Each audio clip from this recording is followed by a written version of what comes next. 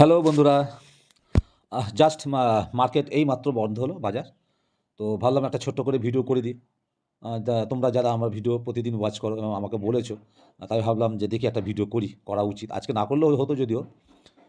তো শুরুটা হচ্ছে আমার কালকের ভিডিওতে আম স টাইটেলটাই ছিল যে বাজার যত দূরেই যাক না কেন, যত ওপরেই যাক না কেন, আমি কিন্তু ফাঁদে পা দেবো না। অর্থাৎ অর্থাৎ দেখো বাজার তাহলে কি করলো দেখো আজকে সকালে ওপেন হলো। দেখো ওপেন কোথায় না গ্যাপ আপ ওপেন হলো। গ্যাপ আপ ওপেন হয়ে দেখো কি করলো? অনেকটা উপরে চলে গেল। কিন্তু নিচে এসেছিল। দেখছো ওপেন হওয়ার পর একটু নিচে এসেছিল। এ দেখো একটু নিচেতে এসেছিল। 25,936 এর কাছে এসেছিল। 25,965 মতো ওই 70 এর কাছাকাছি ওপেন হয়েছিল। একটু নিচে এসে দেখো উপরে গেল। আমি কি বলেছি? যে আমি কিন্তু তখনই এন্ট্রি নেব, হ্যাঁ? যখন বাজার ওপর থেকে পড়ে আবার রিট্রেস নিয়ে এই যে আমার 25,830 যে লেভেলটা, এই যে অরেঞ্জ কালারের, এই লেভেলের কাছে আসলে একে রিটেস্ট করলে তবেই, নাহলে কিন্তু আমি এন্ট্রি নেব না। দেখো বন্ধুরা, আমি কিন্তু চুপচাপ আজকে সারাদিন বাজারকে অবজার্ভ করে গেছি। তবে একটা ছোট্ট কাজ করেছি, সেটা পরে আমি তোমাদের জানাচ্ছি কি। তো দেখো 25,830 এই লেভেলের কাছে আসেনি, ও কিন্তু ওপরেই আছে। আর আমি এখনও বলছি বন্ধুরা, এখনও বলছি, আমি এই যে ক্যান্ডেলটা বাজার করেছে না আজকে, ওপরে গ্যাপ আপ ওপেন হয়েছে, হবার পর অনেকটাই বেশ ওপরে দেখো বেশ ভালোই, মানে 25,970 থেকে প্রায় 26,050 মানে পর্যন্ত খারাপ না, মানে মোটামুটি একটা ভালোই মানে পারফরমেন্স দিয়েছে। কিন্তু কিন্তু আমি কিন্তু এতে ভোলবার পাত্র নই, কারণ আমি আমার সেটআপে কাজ করি, আমি আমার প্রসেসকে ফলো করি, আমার কিছু রুলস আছে। আমার সেটআপ অনুযায়ী আমার প্রাইস, মার্কেট যদি, বাজার যদি আমার প্রসেসকে ফলো করে, আমার কন্ডিশনগুলোকে ফলো করে, তবেই আমি এন্ট্রি নেব, নতুবা নয়। এই হচ্ছে আমার রুলস। তো আমি সেটাও ভিডিওতে অ্যানালাইসিস করেছি যখন, আম যদিও এডুকেশনাল পারপাসে, যদিও সবটাই, আমি এই কথাই বারবার বলেছি। তো দেখো আমি কিন্তু এখনও বলছি কালকে হতে পারে, হতে পারে বাজার হয়তো উপরে যাবে, কিন্তু আমার মনে হচ্ছে বন্ধুরা কালকে বাজার নিচেও আসতে পারে, মানে নিচে আসার চান্সটা আমি বেশি দেখছি। যদি বলো কেন, যদি বলো কেন, তার একটা লজিক আমি তোমাদের দেখাই। কারণ অ্যানালাইসিস তো এইভাবেই করে, যেভাবে আমি শিখেছি, যতটা শিখেছি, যদিও আমার খুব সামান্য অভিজ্ঞতা, তোমাদের সাথে আমি শেয়ার করছি। তো সেই সামান্য অভিজ্ঞতার দ্বারাই আমি বলছি যে এবারে দেখে মনে হচ্ছে বাজার কিন্তু আগামী দিন, মানে আগামী কালকেও হতে পারে। আগামী কালকে কী করে হবে? আজকে তো শুক্রবার, ধরো আজ ফ্রাইডে, আজকে ক্লোজ হয়ে গেল। আবার নেক্সট সোমবার দিন মার্কেট খুলবে। তো হতে পারে, ধরো বাজার হতে পারে, ও গ্যাপ আপও হতে পারে। কিন্তু আমার মনে হচ্ছে আবার বাজার কিন্তু গ্যাপ ডাউনও হতে পারে, বা ফ্ল্যাটও খুলতে পারে, নিচে খুলতে পারে। তার একটা লজিক দিয়ে তোমাদের আমি লজিক দিয়ে বোঝাচ্ছি।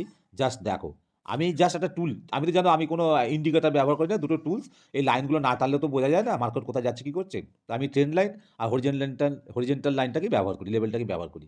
তো দেখো, এবার তোমাদের দেখাই আমি তাহলে।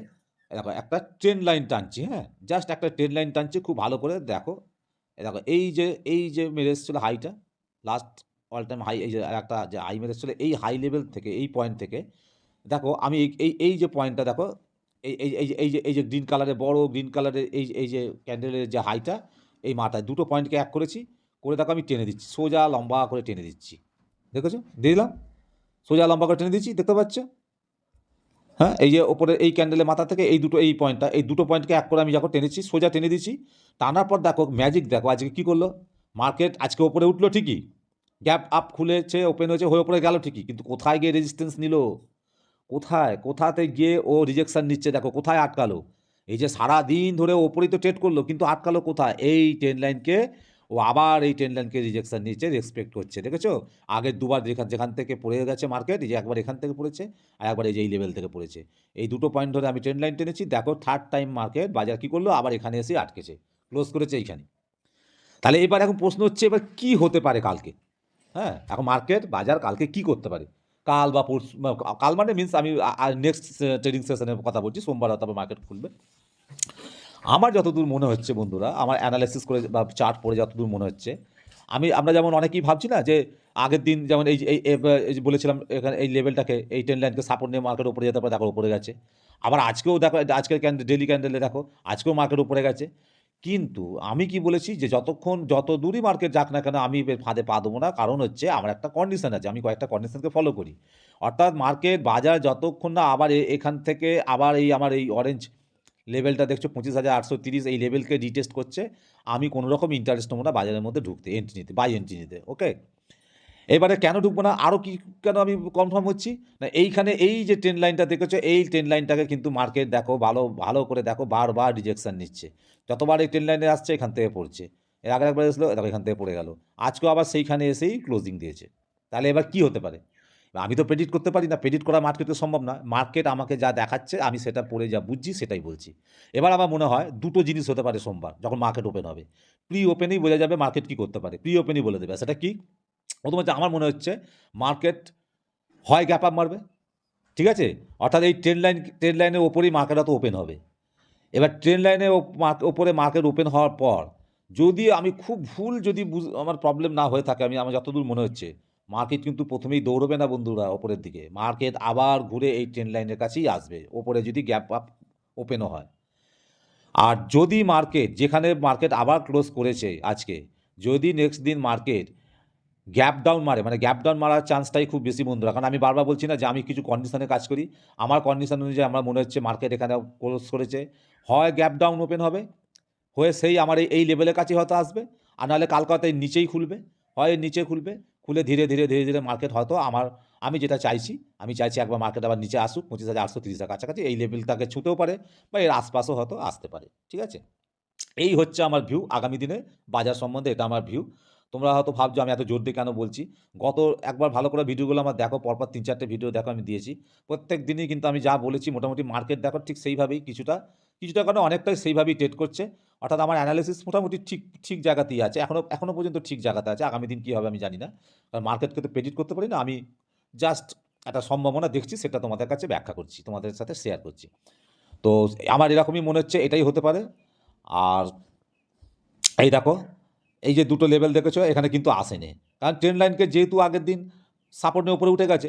এবার আমি বারবার বলে এসেছি বন্ধুরা, এই যে ব্লু কালারের এই যে হরিজেন্টাল লাইনটা, লেভেলটা 25,892, বারবার বলেছি না যে এর উপরে মার্কেট বাজার যতক্ষণ থাকবে ভয় পাওয়ার কিছু নেই।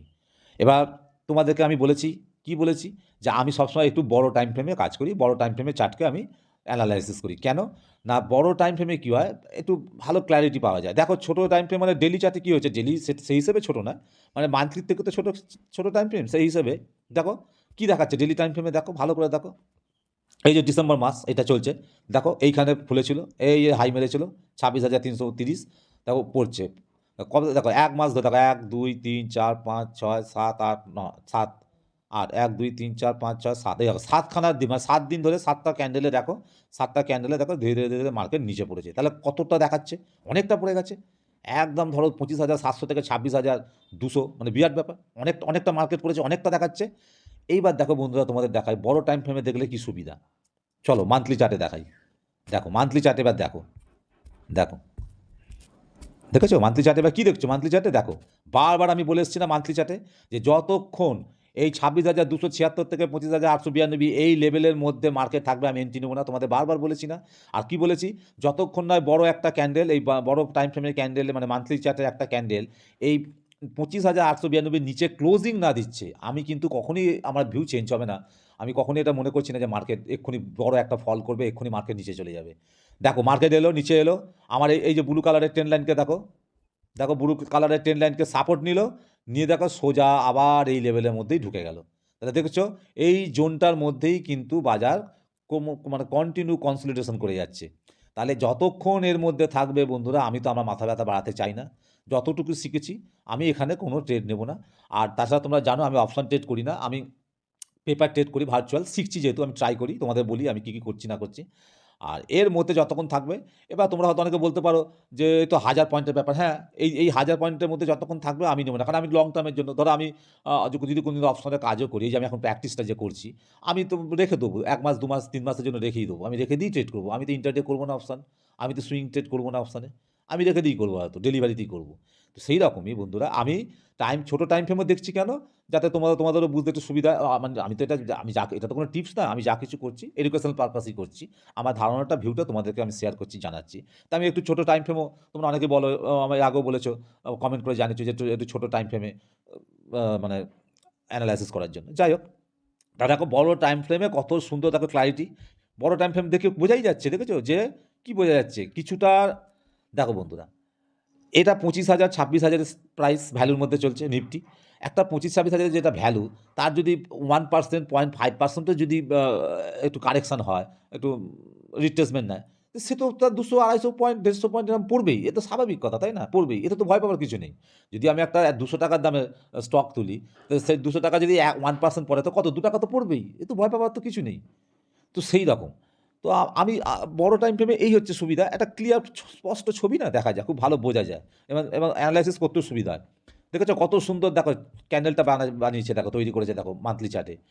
যেদিনকেই বন্ধুরা এই যে 26,276 এর পরে এই যে লাস্ট হাইটা মেরে এসছে ৩০০ কত ৪০, ৩৫০, একে ব্রেকআউট দেবে না, আর মানে এন্ট্রি করারও সুযোগ আর পাওয়া যাবে না। অনেকে সুযোগ পাবো না আমরা।